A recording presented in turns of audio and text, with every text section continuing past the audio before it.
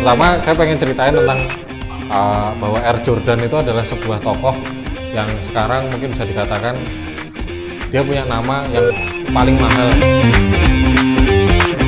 Dapatkan bargaining position dengan cara menjadi jumpman untuk mendapatkan ini keseimbangan baru, ya kan?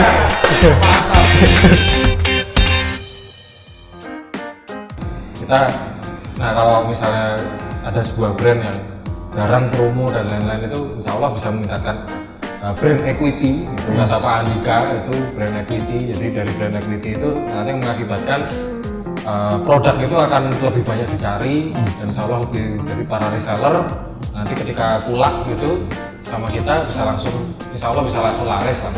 Amin. Ya Mas Tano, kita mau ngobrolin tentang Mas Tano. Mas Tano pernah miskin nggak sih? Miskin itu Nek ngeles berarti nggak pernah. Nggak saya pernah. Soalnya dia punya definisi miskin sendiri. saya di zaman Soeharto. salah mas, Salah ya. Kartosuwiryo. Di ITI no. Nah, jadi mungkin titik dimana ngerasa gini sebenarnya mungkin orang-orang tuh ngerasain sampai sekarang pun. Saya juga wong yo ora sing piye-piye banget tuh mas, dan masih banyak yang lebih tinggi lainnya. Tapi dari zaman ini menarik nih, jadi tips kehidupan mungkin. Nah, bisa. Jadi dari zaman SD, alhamdulillah saya dapat seorang bapak yang memang hobinya itu suka pakai sesuatu yang bermerek. Saya. Jadi dapat bapak tuh pas SD. Itu gimana cara dapat bapaknya mas? Bapak ketemu gede. Antum dicicil duluan. Bapak-bapakan. Enggak, jadi apa SD namanya? memberikan pelajaran. Jadi waktu ketika SD itu bapak saya mulai mensupport kita anak-anaknya itu untuk tetap pakai brand yang oke, walaupun sebenarnya mendapatkannya dengan cara Susah. yang bukan mendapatkannya tapi Yuri. apa ya? Lah, sendiri. Di saat zaman SD itu, waktu itu baru pertama kalinya kemungkinan, atau sebelumnya juga mungkin ada, yaitu barang-barang reject. Gitu. Jadi kalau bahasa dulu reject, kalau sekarang defect. Wah. Belinya di OB dulu ya. Belum ada OB. Belum ada. Iklan Belum udah. ada OB. Jadi zaman dulu palsu itu kita tuh pengen beli sepatu, saya sama kakak saya itu pengen beli sepatu yang bagus gitu. Pada saat itu ingat banget itu Reebok BMX. Itu kita beli, itu pertama kali tuh di Jogja tuh kelihatannya baru ada toko yang jualan barang-barang rejectan kayak gitu tuh di dekat SMP 6 gitu. Nah dulu kita beli di situ, terus kemudian ketagihan sampai akhirnya ketagihan itu maksudnya gini, sebenarnya kita cari produk barang yang branded, tapi kita dapatnya harga yang murah. Adik saya sampai akhirnya hobinya juga awul-awul alias nyari barang-barang second, terus kemudian dijual lagi, tapi karena untungnya luar biasa gitu. Terus kemudian kalau saya sendiri kemudian kayak saya suka sama gadget gitu, terus kemudian caranya gadget supaya saya bisa nyobain banyak gadget itu caranya gimana, saya cari barang-barang second, terus kemudian saya jual lagi gitu. Terus kemudian banyak orientasi yang berbeda. Banyak yang jadi bapak saya selalu ngajarin tentang kesederhanaan sebenarnya, tapi sederhananya dalam artian tapi kita tetap terlihat Kaya walaupun dengan walaupun cara reject. mendapatkannya reject dan lain-lain gitu. Tetap kita pakai sesuatu yang branded, walaupun itu second, walaupun itu reject misalnya kayak gitu. Jadi dari kecil diajarin untuk pakai pakaian yang Barang branded. reject. Ya, yang branded. Mix and match-nya tuh Rejectnya nggak usah disebut dulu, yang penting branded. branded gitu. Kenapa? Karena punya pertama untuk kita sendiri sebagai pemakai itu menambahkan value. Terus kedua, ketika mau dijual lagi pun masih tetap laku. Gitu. Nah itu yang menarik dari sebuah Barang-barang brand branded yang bisa sukses kayak gitu. Dari kecil dulu nggak pernah pakai barang KW ya mas? Daripada KW, kalau kita lebih mending second atau ori tapi second gitu. atau kita nyari yang lokalan tapi bagus setidaknya. Tapi harganya tetap harga second misalnya kayak gitu. Gitu. Jadi itu kan banyak. Contoh kalau misalnya di Jogja itu pada ngejar fosil, pada ngejar merek fosil tas itu. Kalau di Jogja tuh udah ada brand yang terkenal itu sampai sekarang. Dulu tuh ngejarnya adalah aku ki ya fosil versi murah gitu. Tapi kemudian sekarang brandnya tribe-nya orang-orang yang suka itu juga udah banyak. Sampai akhirnya ada forumnya, brandnya jadi itu adalah Abekani. Itu kalau ada yang tahu tas Abekani, tas kulit itu, Mas. Itu ngejar, nanti di googling aja. Abekani itu sekarang udah bahkan harganya mungkin hampir sama kayak fosil atau bahkan lebih kayak gitu. Sekarang ini. Itu malah jadi bukan hanya alternatif tapi jadi tujuan utama karena Abekaninya sendiri menciptakan desain-desain yang bagus, yang bahkan lebih mungkin bisa lebih bagus daripada fosil. Oke. Jadi Mas Tano ini dari kecil diajarin untuk kelihatan kaya berarti. Ya. Tapi apa memang kaya nggak waktu itu? Dikaya-kayain. Setidaknya tuh kita tuh susah, tapi kita tuh Nggak nyusahin gitu ya. punya value yang kemudian orang lain itu juga kemudian nggak jijik-jijik banget sama kita gitu. Artinya kita bukan sesuatu yang parasit gitu.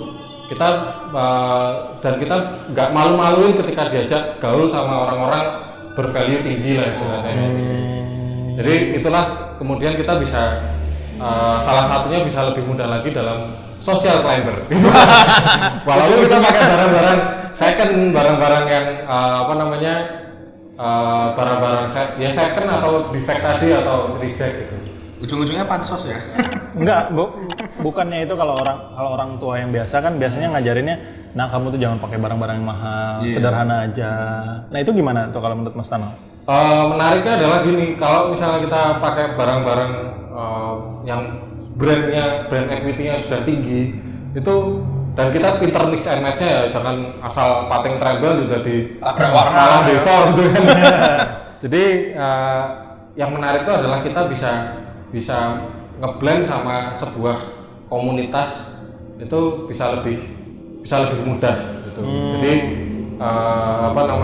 dari situ dari kita ngeblend sama komunitas tersebut kita bisa memberikan pengaruh yang positif. Kalau sekarang akhirnya kalau saya sih dari beberapa waktu yang lalu mendapatkan pelajaran bahwa kita harus punya, tadi saya ngomongin pempek ini harus dibangkitkan, bakpia harus ganti jadi pempek itu untuk punya manfaat yang seluas-luasnya. Maka kalau saya sendiri itu adalah gimana caranya saya pakai barang-barang tadi supaya saya bisa ngeblend ke komunitas. Terus karena saya sebagai seorang muslim yang punya kewajiban untuk memberikan informasi kebaikan, mungkin kalau kata dakwah itu terlalu memaksa, tapi kalau mungkin sebagai seorang muslim memberikan informasi tentang kebaikan, mau jadi baik monggo, nggak jadi baik ya monggo, gitu. Ini urusan kue. Gitu. Yang penting saya sebagai seorang muslim sudah menyampaikan tentang sebuah informasi, kemudian mau lanjut apa enggak, monggo silakan. Nah, kalau saya punya pemahaman seperti itu. Oke, jadi benar. Jadi dari kecil itu Mas Tano dibikin mindset kaya gitu kan. Akhirnya bisa berkumpul sama komunitas-komunitas orang-orang berduit. Akhirnya karena bisa masuk ke mereka dan Mas Tano itu supaya bisa menyebarkan kebaikan di antara mereka gitu ya. Jadi itu hanya sebagai alat doang berarti gitu ya. Jadi perlu banget ya yang namanya informasi itu mengeluarkan hal-hal positif ke orang lain. Karena memang kalau dari kecilnya udah termindset sama jiwa miskin dan yang lain sebagainya, nanti gedenya jadi orang yang nggak pede bisa jadi. Walaupun miskin atau enggak tuh bukan tergantung dari hartanya, tapi tergantung dari isi dompetnya. Sama aja. Punya KTP apa enggak? Terus Mas, dulu mengawali bisnis bakpia itu gimana ceritanya Mas? Kok bakpia itu perlu modal berapa sih? Pasti banyak banget. Terus pempek Pak Jo itu juga pasti perlu modal banyak banget. Berapa kira-kira kalau mau bikin usaha itu modalnya Mas? Kalau bakpia sendiri, bakpia dan pempek Pak Jo itu semua pendanaan itu awalan itu lewat saudara dulu. Itu dari saudaranya Dipalak. dari saudaranya mas dicegat gorong. Jadi Danai. terus diamputasi. Mutilasi. Manipulasi. Boy. Lanjut. Akulturasi. Itu musisi ya. Terus. Terus jadi kita mulai itu dari saudara. Kita mulai dari yang kecil-kecil dulu memang. Terus kemudian kalau waktu bakpia benar-benar full offline gitu. Nah, untuk yang pempek ini kita ulangi lagi sebenarnya. Kita mencoba untuk berakad pinjaman. Itu karena sebenarnya bakpia pada saat itu juga udah benar-benar mepet sekali duitnya kayak gitu. Terus akhirnya kita untuk memulai lagi kita pinjaman kepada keluarga yang kemudian ini untuk kalau bahasa startup itu seeding gitu. Nah, seeding yang kita kejar itu alias penyemaian lah gitu. Penyemaian yang kita kejar itu kita harus punya hasil, yaitu satu bukan hanya omset. Omset jelas itu udah perdagangan harga mati lah gitu. Terus yang kedua adalah yang paling penting adalah orang-orang yang sudah trust dengan kita. Salah satunya adalah tadi reseller yang alhamdulillah kita dalam waktu singkat mendapatkan 100 reseller ya. Itu artinya trustnya itu udah mau borong produk kita dan kemudian mau jualin lagi. Artinya itu trust yang double. Kalau end user itu kan trustnya cuma sekali, dia untuk mengkonsumsi dirinya sendiri. Tapi kalau reseller itu trustnya sebenarnya dua, yaitu dia percaya karena dia belum pernah nyoba, apalagi dunia digital ya, belum pernah nyoba, ya beli aja dulu, terus kemudian dia percaya lagi, kemudian dia ngejualin ke orang lain. Itu kan sebenarnya dia membawa nama baiknya dia, nawarin sebuah produk gitu, walaupun itu produknya pempek Pak Jo. Nah, itulah kelebihannya ketika kita bermain reseller seperti itu. Jadi semuanya dengan proses yang organik. Tapi yang kedua ini memang lebih percepatan karena dibantu sama dunia digital. Oke, Mas Tano, kalau ngomongin soal bisnis, bisnisnya Mas Tano ini yang sekarang, itu sebetulnya bisnisnya itu mau dibawa kemana sih maksudnya, atau apakah bisnis Mas Tano kan kayaknya banyak ya, nggak cuma Pak Jo doang ya? Soalnya kalau lihat di statusnya kan banyak ya, sneaker, jaket. Dia ini Palu gak ada. Apa lu mau gua ada gitu. Bukan Mas, saya bukan Palu, Pacul. Kita ngobrolin bisnis tadi Mas Tano. Mas Tano, bisnis itu apakah memang Mas Tano sengaja bikin bisnis untuk biar semakin masuk lagi komunitas untuk jadi kelihatan kaya tadi itu beneran yang asli, atau punya tujuan lain dalam bikin bisnis ini? Siapa tahu mau mengakuisisi sebenarnya bukan tentang kelihatan kaya sih, tapi kita gimana caranya ngeblend sama banyak lapisan masyarakat supaya kita bisa memberikan informasi tadi dari sang pencipta. Jadi itu ya informasinya tadi itu informasi dari sang pencipta. Iya, informasi dari sang pencipta, bukan hanya semesta. Jadi bisnis itu kita buat, saya dan kolaborasinya itu adalah saya dan ibu saya memang. Sebenarnya kalau dari ini oligarki ya. Waduh. Terus komen kalau baru patriarki ya.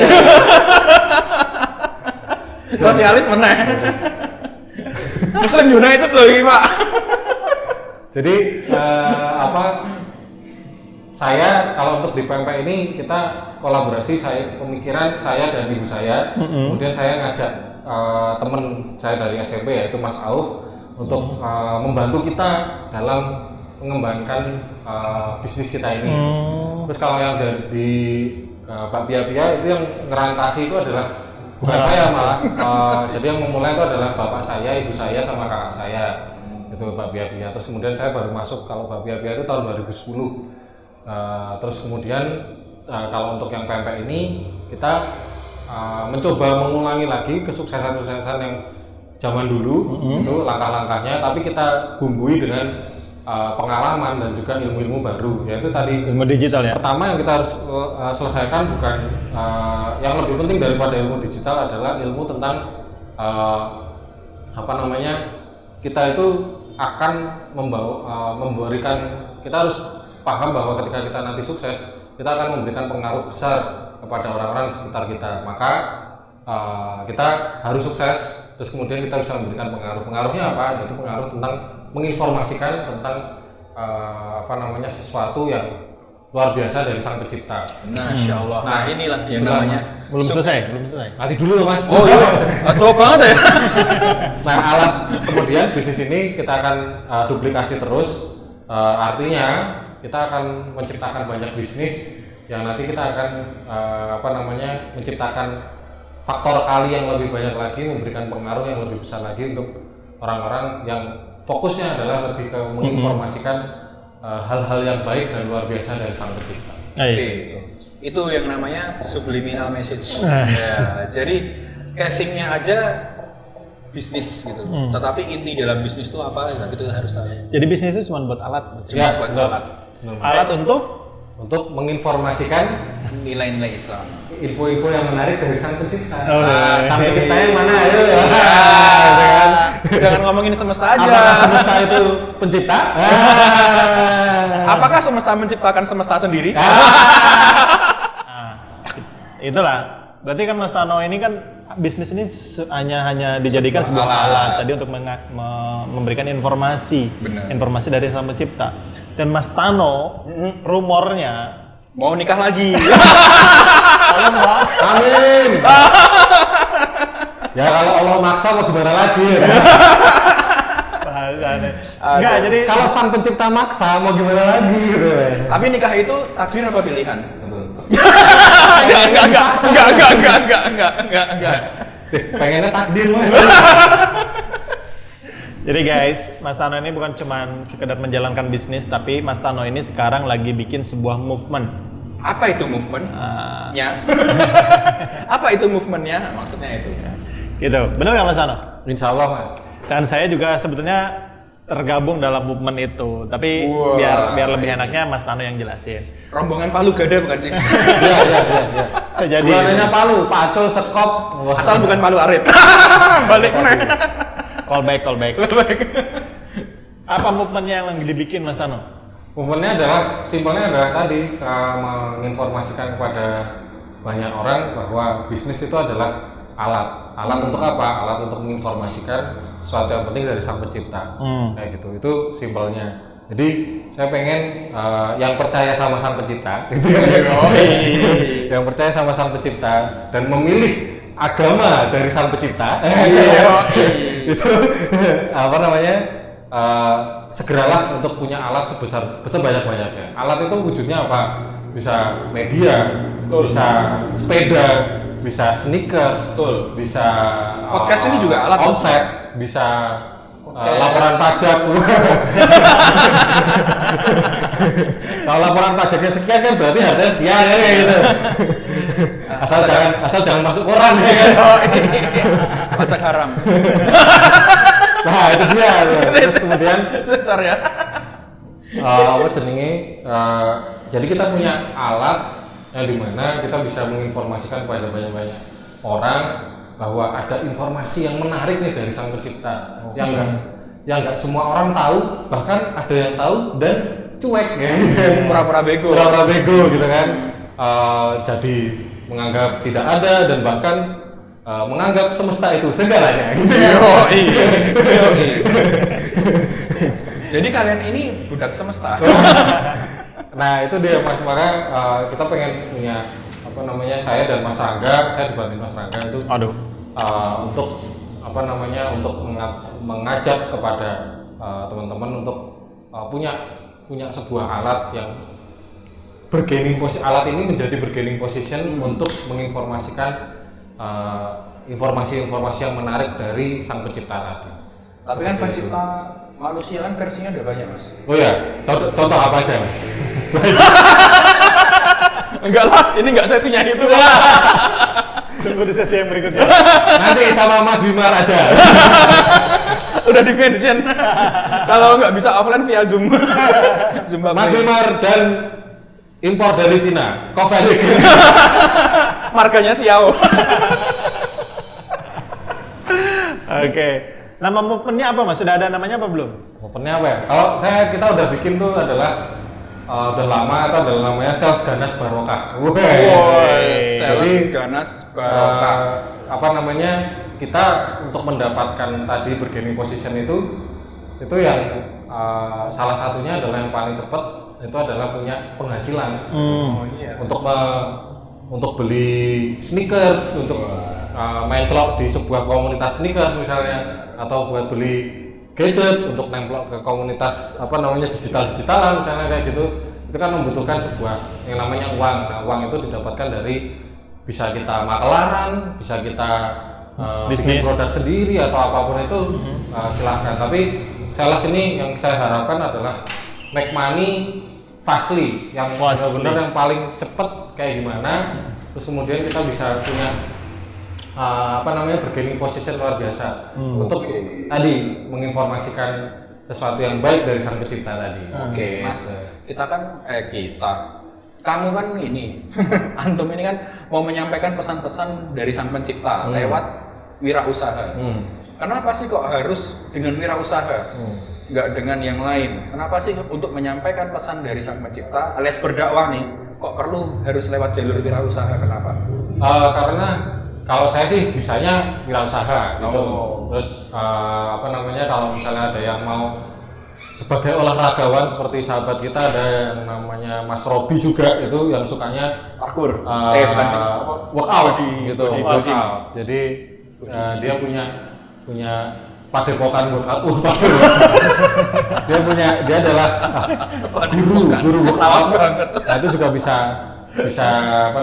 dijadikan alat. Jadi apapun bargaining position, artinya bargaining position itu ya tetap sesuatu yang bisa dibanggakan, bisa membuat orang lain bangga.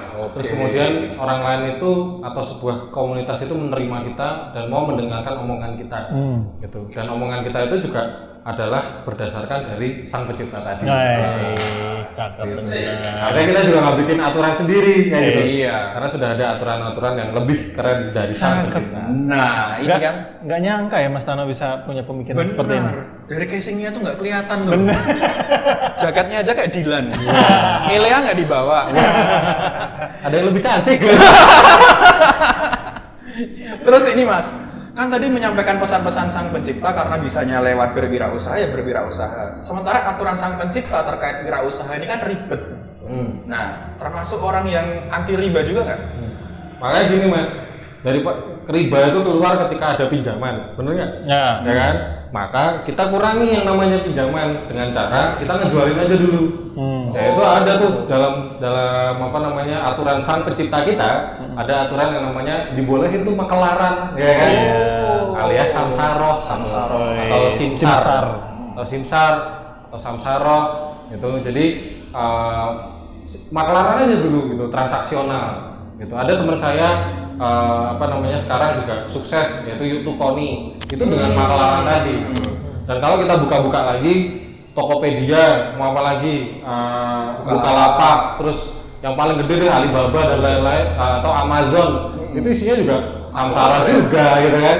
Jadi maka jangan terlalu sulit lah untuk menciptakan sebuah bisnis. Betul. Yang penting secepat-cepatnya kita punya prestasi itu sebagai bargaining position, terus kemudian sampaikan sebanyak-banyaknya informasi dari sang pencipta. Jadi nggak ada alasan aku nggak bisa bisnis karena punya modal. Betul. Gitu, atau mungkin tadi Mas menginformasikan sesuatu dari sang pencipta itu adalah dakwah. Aku nggak bisa dakwah karena aku nggak bisa ngomong. Kamu bisa bikin sesuatu kan kayak gitu. Nggak harus pakai ngomong. Nggak bisa jadi orang baik kan bisa jilat. Produknya bagus loh. Jilat yang syariah, ya itu social climber syariah seperti saya ini. Gitu. Ini adalah penjilat syariah. Gitu kan. Penjilat syariah itu ya. Judul podcast syari. Itu judul podcast kita kali ini, penjilat syariah dalam tanda kutip.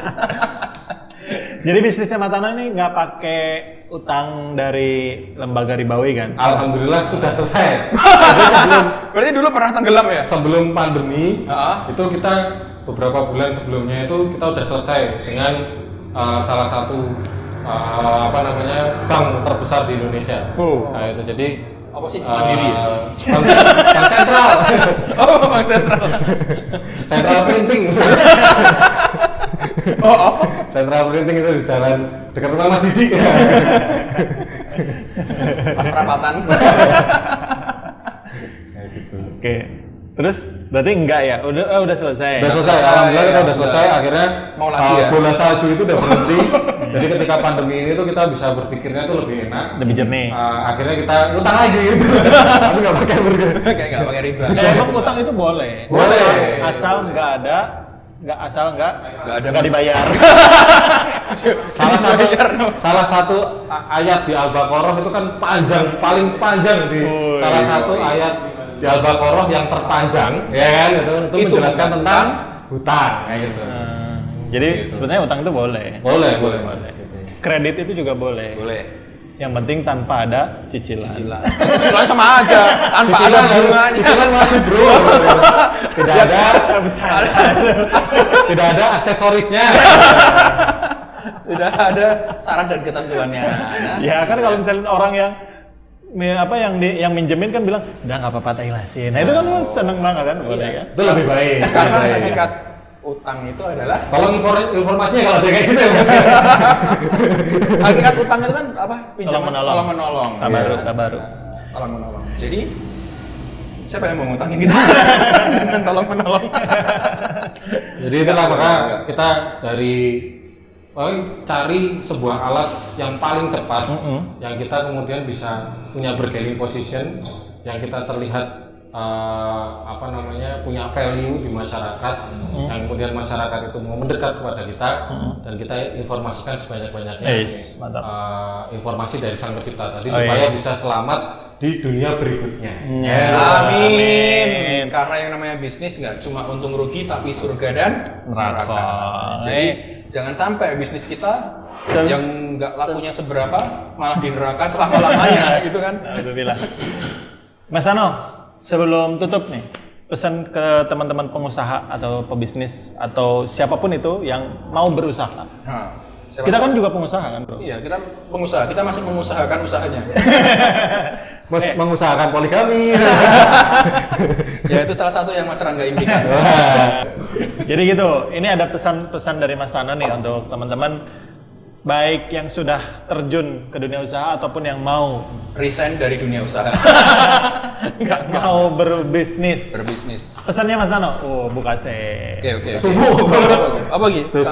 Oh, sama saya mah pengen ngasih saya pakai kaos ini juga bukan umum gitu.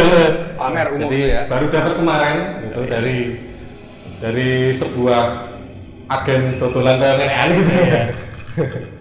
Jadi itu tempat kula saya jualan juga kaos itu.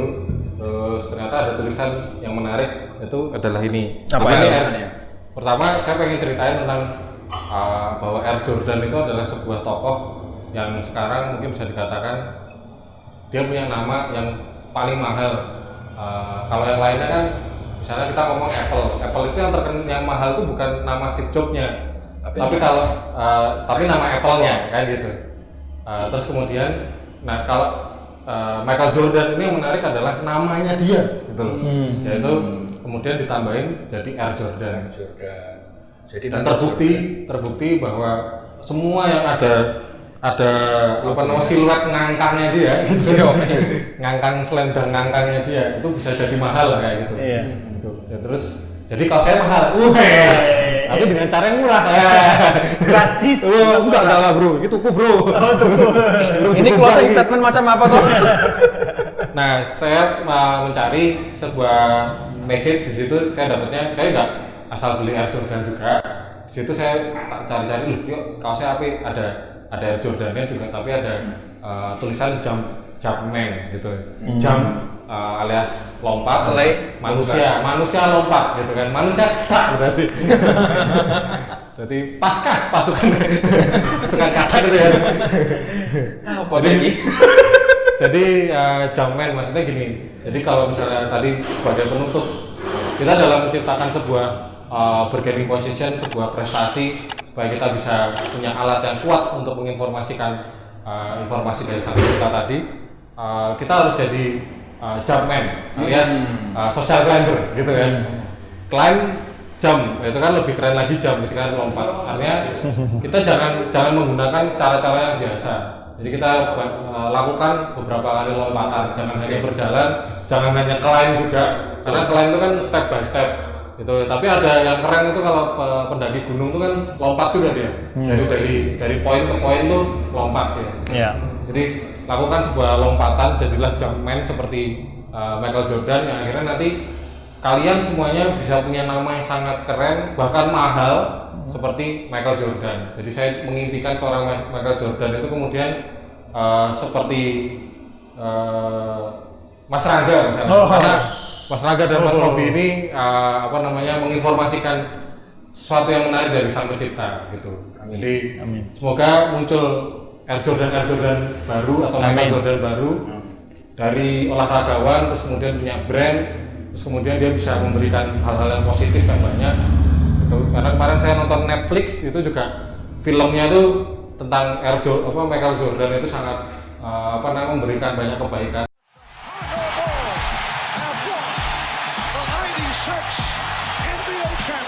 I love Chicago Bulls and Michael Jordan.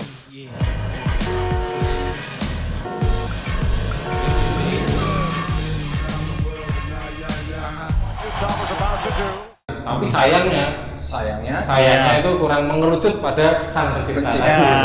Pencipta yang terbenar gitu. Semesta bukan? Pencipta semesta. Dari Jumpman tadi untuk menemukan ini New Balance alias keseimbangan baru. Jadi parah. Saya itu maca itu tuh penuh dengan tujuan, bro. Penuh dengan message. Susah ya. Cuma mau pakai baju celana aja betul. Tapi ini Mas Robi udah keren. Muslim United sudah ada sudah ada message-nya gitu kan. Iya.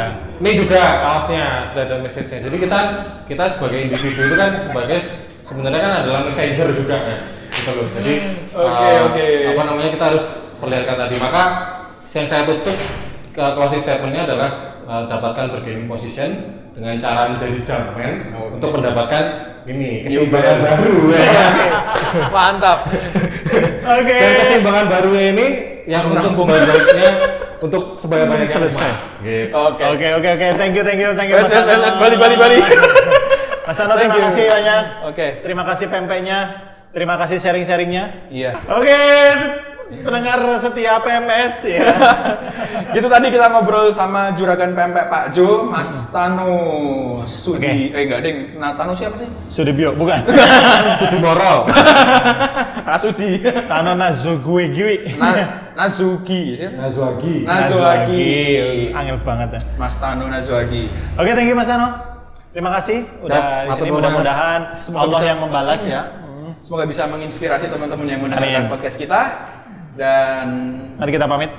Sekian dari kami. Assalamualaikum warahmatullahi wabarakatuh.